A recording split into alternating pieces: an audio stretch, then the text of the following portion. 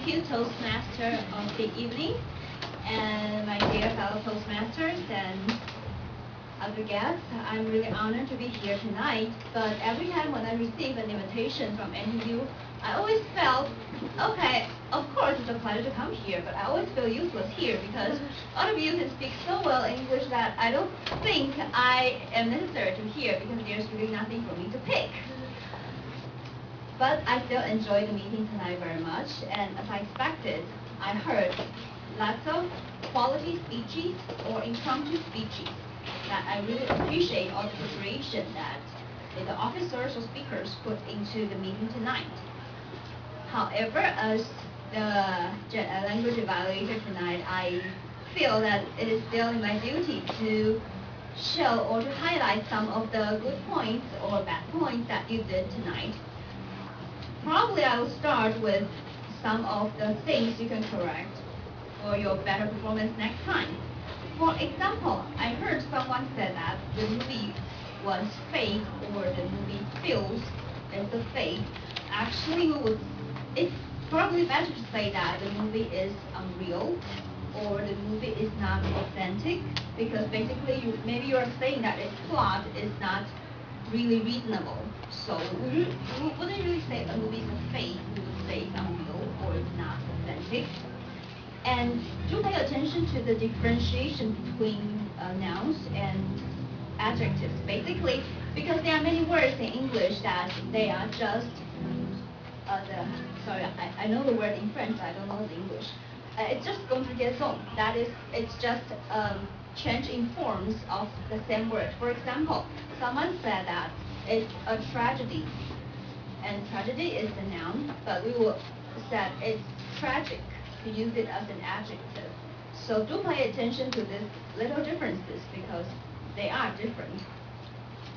And also, another example is that someone said that the speaker successfully interacted with the audience.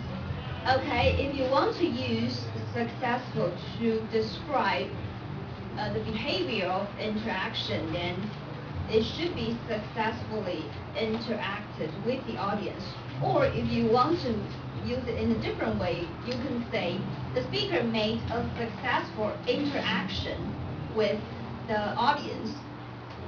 And so in the later phrase, both success and interaction is a different usage from successfully interact. So do pay attention to these details.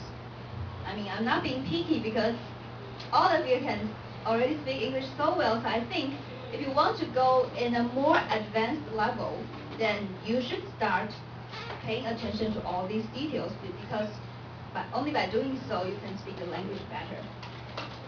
Now comes the good part. Actually, I caught a lot of very good usages tonight. I cannot note them all, so I just give you some of the examples.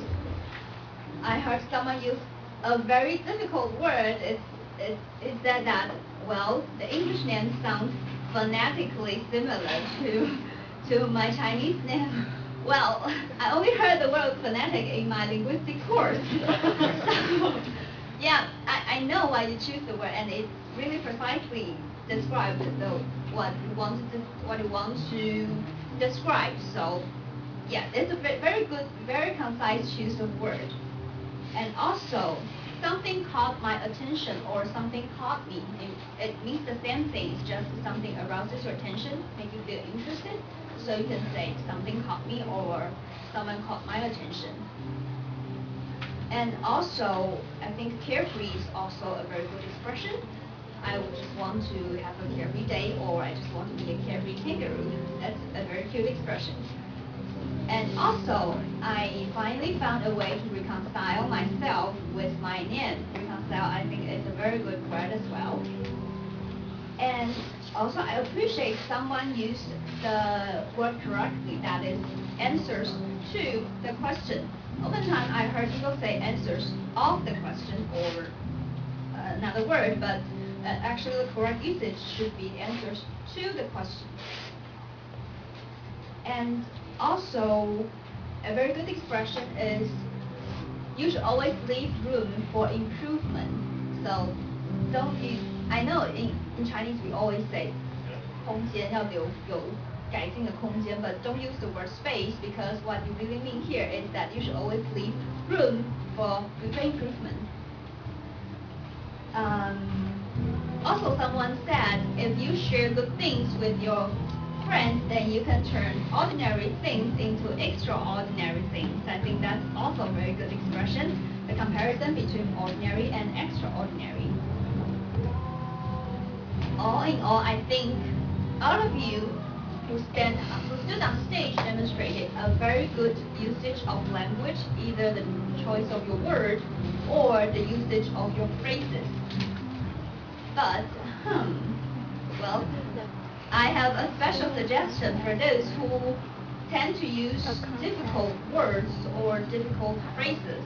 I'm not saying it's not good, but do consider that some of the words might be too literal, that it's better to use only in writing text instead of oral presentation.